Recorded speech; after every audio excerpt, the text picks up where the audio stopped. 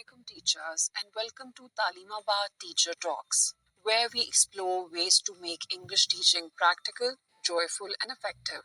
Today's topic is how teachers can coach each other to integrate phonics, fluency, comprehension and vocabulary instruction into lesson planning. Joining us today is Ms. Farah Khan, an experienced English language trainer who has spent over 12 years training teachers across Pakistan. She's from Islamabad and she's helping a lot of teachers make English learning meaningful and engaging for students. Thank you. I'm so happy to join. Peer coaching is one of the most effective ways to grow as a teacher. When teachers learn from each other, the entire school improves. That's so true, Ms. Farah. Before we go into coaching, let's make sure we are all clear about the four key components. Can you please explain, Ms. Farah? Absolutely. Phonics means connecting letters with their sounds like B, B, L, L, M, M. Fluency means reading smoothly and naturally without too much pausing. Comprehension means understanding what the text means. Vocabulary means knowing and using words confidently. Perfect. So, if teachers plan lessons that bring all these four together, students become strong readers and more confident learners. Exactly, right? Now comes the important part. How can teachers actually coach each other in using these skills? Can you please shed some light on this, Ms. Farah? Let's look at some practical strategies that teachers can try and then share with their peers. Number one, phonics strategies. For phonics, teachers can start with sound of the day, introduce one sound, say ch, and give examples like chair, cheese, chicken. Do blending practice. Say the sound slowly. K, a, t. Then blend. Cat. Play sorting games. Ask students to sort pictures or words by beginning sound. I love that, especially the sorting games. They sound simple but really help children hear the differences between sounds. Exactly. And teachers can coach each other by modeling how to pronounce and blend sounds correctly. Now let's talk about some fluency strategies, Ms. Farah. Can you please explain? For fluency, try model reading. The teacher reads a short text aloud first, showing good speed and tone. Echo reading. Students repeat after the teacher. Readers theater. Students act out a short story or role play. Timed reading. Track how much a student improves over a week. That's great. I have noticed students enjoy acting and it builds their confidence too. So teachers can coach each other by demonstrating how to use expression while reading aloud. Exactly. They can even record each other's reading to reflect on expression and pace. Can you also guide our viewers regarding comprehension strategies, Ms. Farah?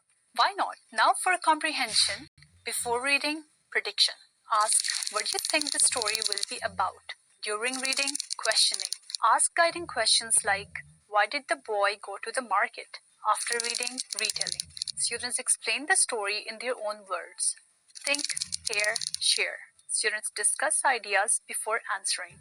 Oh, I really like that. It gets students talking about what they're reading, not just reading words. Yes, that's the goal, to make reading a thinking process, not just decoding letters.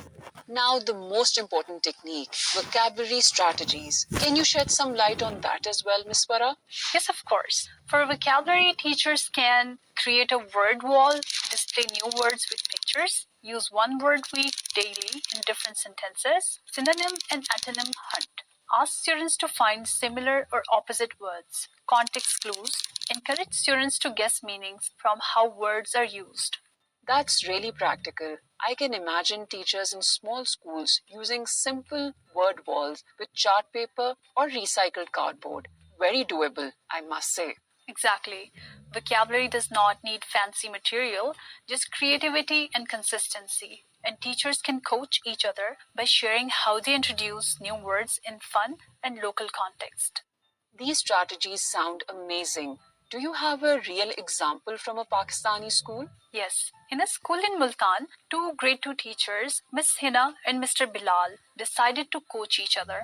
They planned a lesson on animals around us. For phonics, Hina began by reviewing the a sound using cat, bat, and rabbit. For fluency, she read a poem and asked students to echo with expression. For comprehension, she asked, which animals can climb? For vocabulary, students made a word web. For lion, adding tail, roar, mane, and king. After class, they reflected together. Bilal said, you gave students so many ways to connect ideas. I'll try the word web too. That's what real peer coaching looks like. Learning together, improving together. That's such a heartwarming example, and it shows how small changes can make a big impact. Teachers, now it's your turn to reflect and ask yourself, do I use all four skills in my English lessons? Do I share ideas or lesson plans with my peers? Can I coach someone or learn from someone this week? Beautiful questions. Remember, coaching doesn't need a big event. It can be a 10-minute chat after a class, a shared plan, or observing each other's lessons. When teachers grow together, every child benefits. Ms. Farah, thank you so much for these wonderful insights and for reminding us how powerful collaboration can be. Thank you. And teachers, remember, when one teacher supports another, the whole community learns. Keep sharing, keep reflecting, and keep growing.